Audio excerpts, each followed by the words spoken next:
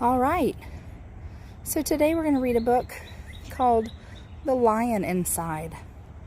Looking at the cover, what do you think's going on already? I see a lion, and then I see this. He's a little mouse with a big ear. Let's see what this is all about. The lion inside. What's he doing? He's reading a book. His book is called How to Roar. Do lions and mice both roar? What does a mouse usually say? Like, eek, eek, squeak. The lion inside. So I bet he's the main character. Let's see. In a dry, dusty place where the sand sparkled gold stood a mighty flat rock, all craggled and old. And under that rock lived a tiny full house, lived the littlest, quietest, meekest brown mouse.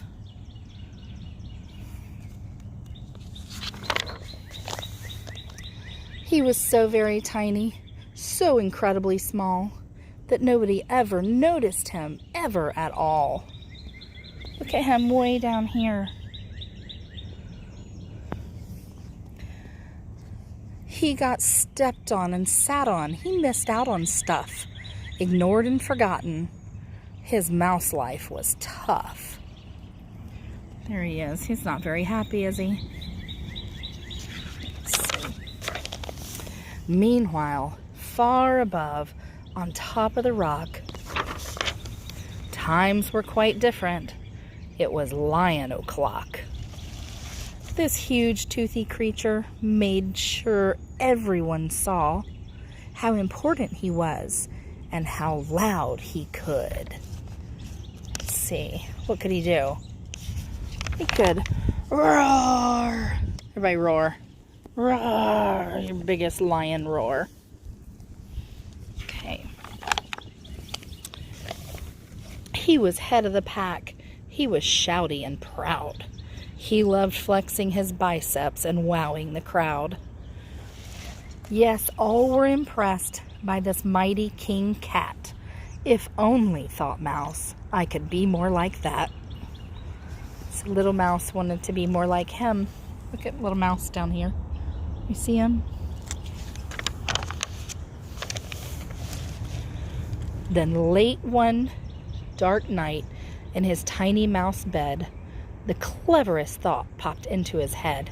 He leaped up in the darkness and held up a paw. I've got it, he said. What I need is a roar. I mean, what if this mouse with the weeniest squeak were a little more grrr and a little less meek? Well, he'd still be the smallest of fuzzy brown mice, but he'd make friends join in, and life would be nice.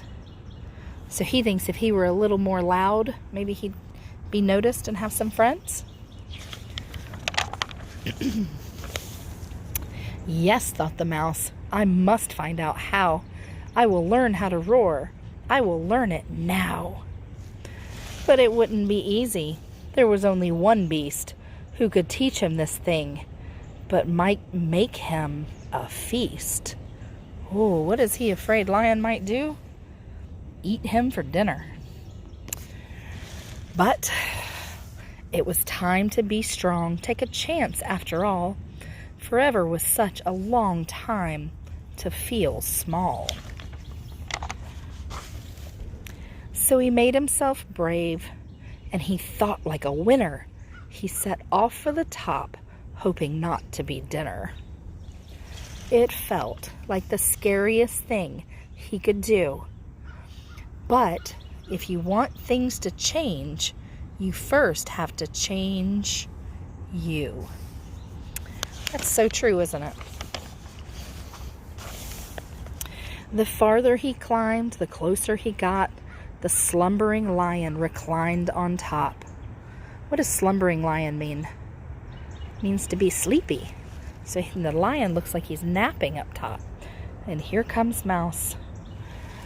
Then, at last, as he stood on his tippity toes, he found himself suddenly nose to nose. Oh my goodness. Oh, pardon me. Wake up, Mr. Lion. You've got company. Squeak, Mr. Lion. What I've come to you is, Squeak, do you think you could teach me your roar? Here he is. He's being so brave, isn't he? He was nose to nose with the lion who was sleeping, and he was trying to wake him up. A silence befell that twinkling plain. Lion opened his eyes and puffed out his mane. Time went so slowly, it felt like a week.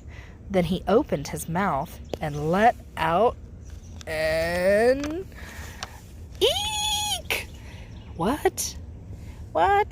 Lion looks terrified. There's a little bitty mouse, but Lion's not roaring. What is he doing? Let out an eek. Eek! The lion curled up in a terrified ball. He didn't like this, not one bit at all. Don't hurt me, he whimpered. Oh, try to be nice. Well, this mighty lion was frightened of mice. Don't worry, Mouse peeped. I'm here as a friend. Let's hang out together and be pals to the end. That was a magical moment for sure, when the mouse didn't feel at all small anymore. He had found his true voice and learned to speak out, and for that, you don't need to roar or to shout. And from that day and always, the two were a pair. They both liked that rock better, now that the rock was to share. The mouse, while still little, felt big in his head, and Lion, he still roared, but with laughter instead. Look, this is ha ha ha ha ha, and then little mouse is on top. Yes, that day they both learned that no matter your size, we all have a mouse and a lion inside. Isn't that true? When sometimes you feel like you just aren't quite brave enough to go and do this new thing, be it walking into a new classroom or something like that, but yet you reach deep inside and everybody can find their inner lion. I think that was a very sweet story. The lion inside.